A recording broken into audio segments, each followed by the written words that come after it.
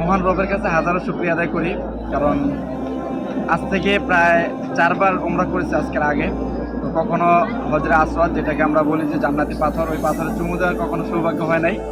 তো আজকে মনে হচ্ছে যে নিজে থেকে মানে শরীরটা অনেক হালকা লাগতেছে, কারণ আল্লাহ তাআলা আমাকে এইটুকু সৌভাগ্য দান করছেন যে মহান রবের জান্নাতি পাথর যেটা কাবা ঘরে লাগানো আছে ওই পাথরে চুমু দিতে পারছি।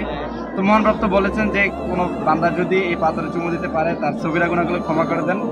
তো এটার জন্য আমি লাখো কোটি শুকরিয়া আদায় করতেছি। মহান রব আমাকে লক্ষ লক্ষ কোটি কোটি মানুষের মধ্যে যাচাই বাছাই করে আমাকে এই জায়গায় এনেছেন এবং এই জায়গায় চুমু দেওয়ার ব্যবস্থা করে দিয়েছেন। তো আমি সবার জন্য দোয়া করি যে মহান রব আমাদের মুসলিম উম্মাহ, যে সবার তো একটা নিয়ত থাকে যে কাবা ঘরে এসে এই তাওয়াফ করা, উমরা করা কিংবা বড় হজ করা। তো আমি দোয়া করি যে মহান রব সবাইকে কবুল করুক এবং